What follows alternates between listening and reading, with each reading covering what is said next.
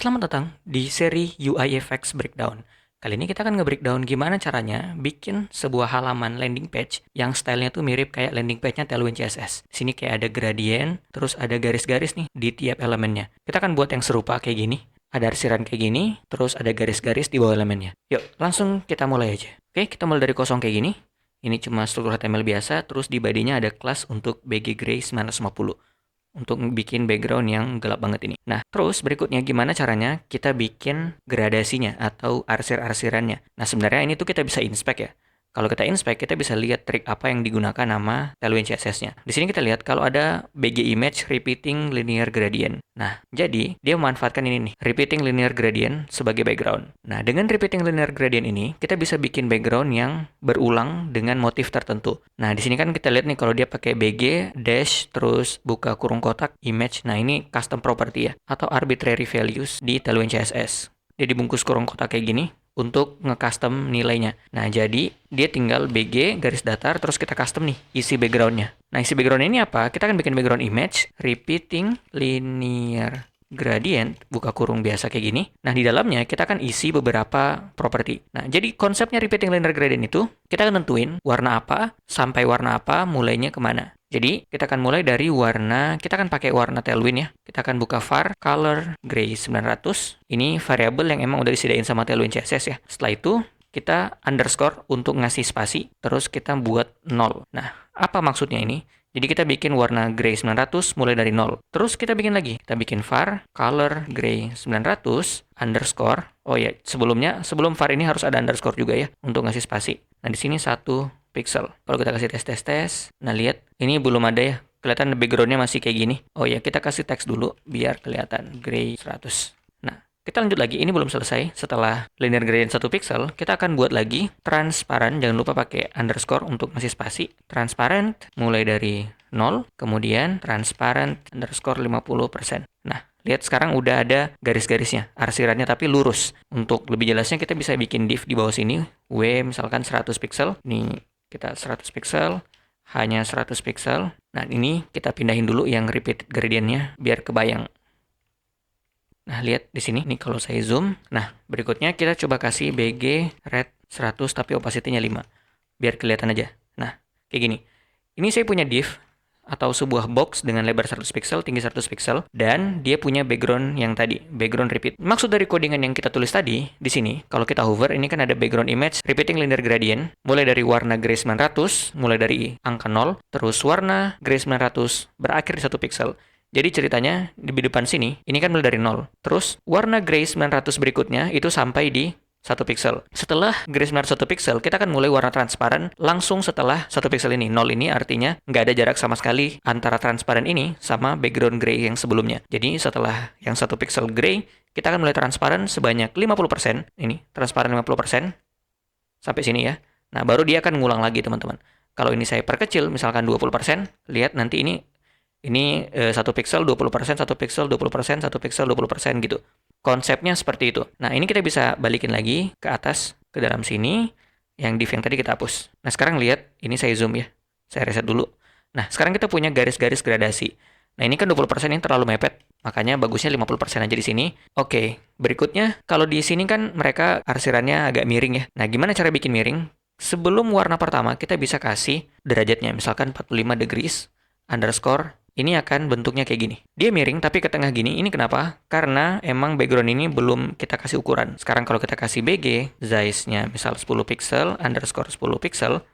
Nah, sekarang akan jadi arsiran yang sangat rapat. Kalau kita kasih 100 pixel kali 100 pixel size-nya, nah ini arsirannya agak berjarak. Teman-teman bisa mainin di sini atau bisa mainin di sini juga. Tapi di sini agak berisiko ya, nggak sesuai arsirannya. Jadi mending mainin di size-nya aja. Nah, kita biarin aja dulu 10 pixel kali 10 pixel. Untuk background size-nya, biar arsirannya mulus kayak gini. Nah, terus gimana metode berikutnya? Ini kita bisa anggap aja ini sebagai background ya, sementara ini tuh kayak elemen di dalamnya. Jadi kita bisa akalin langsung ke bagian sini, kita akan bikin sebuah div container. Nah, container ini kita kasih background yang sama seperti yang di atas, BG Gray 950. Kita tes. Lihat, sekarang kita punya sebuah div yang backgroundnya gelap. Next, kita akan kasih MX Auto, biar dia ke tengah-tengah. Dan min hey screen biar dia 100%. Nah, sekarang lihat, dengan kayak begini, arsirannya itu seolah-olah cuma ada di samping. Padahal, sebenarnya itu kita nimpa background arsirannya dengan background yang gelap yang sama seperti warna sebelumnya. Kemudian, detail berikutnya di sini ada garis ya. Kalau teman-teman perhatiin ada garis. Nah, cara bikin garisnya gimana sih? Ini sederhana aja. Di bagian sini kita tinggal kasih border X. Border X, border gray 900. Nah, sekarang lihat ada garis nih di pinggirannya. Nah, kita udah bisa bikin background yang arsir-arsir. Sekarang gimana caranya kita bikin elemen yang ada garis-garisnya? Caranya kita bisa pakai border, tapi karena ini elemen, kalau kita kasih border nanti dia nggak bisa overlapping ke elemen keluarnya. Jadi kita nggak akan pakai border, kita akan pakai pseudo elemen. Misalkan kita punya heading 1, Tailwind, CSS, Grid, Pattern. Kita kasih teks yang gede dulu. Teks 7XL, font medium. Kita lihat, oke, udah ada kayak gini. Terus kita kasih teks center, biar dia ke tengah-tengah. Nah, sekarang kita kasih jarak ke atas. Kita kasih margin untuk heading ini. Kita kasih MT 44. Nah, di sini ada isu nih. Padahal yang kita kasih margin itu adalah headingnya, tapi kenapa div-nya juga ikut berjarak? Nah, ini karena block formatting context. Jadi, ini tuh emang behavior defaultnya elemen-elemen tertentu ya. Dan ini hanya akan ada block formatting context ini kalau kondisi-kondisi di bawah ini.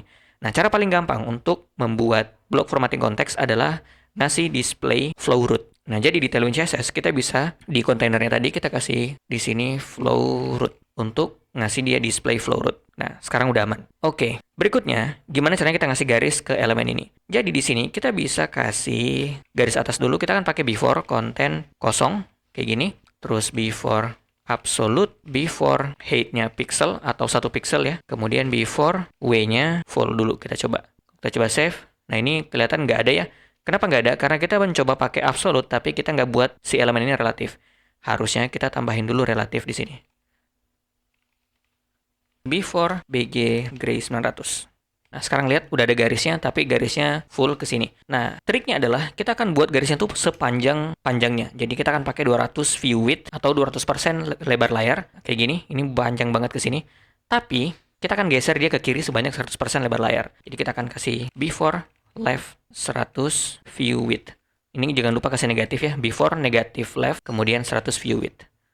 Nah, kelihatan sekarang kalau elemennya itu udah overlapping atau udah melampaui pembungkusnya gitu. Cuman ini ada isu sedikit, kita masih bisa geser-geser ya. Harusnya ini nggak boleh digeser, jadi di HTML-nya kita akan kasih kelas W-nya screen, terus overflow X clip. Nah, biar yang selain dari lebar screen itu nggak muncul. Oke. Nah, ini udah garis atasnya, sekarang tinggal kita bikin garis bawah. Metodenya sama, kita akan pakai after ya, pseudo elemen after. Jadi kita kasih after absolute, kemudian after h pixel, after w-nya 200 view width, kemudian after negative left 100 view width, terus after bg gray 900. Oh, jangan lupa after bottom 0. Oke, sekarang udah ada garis bawah dan atas kayak gini.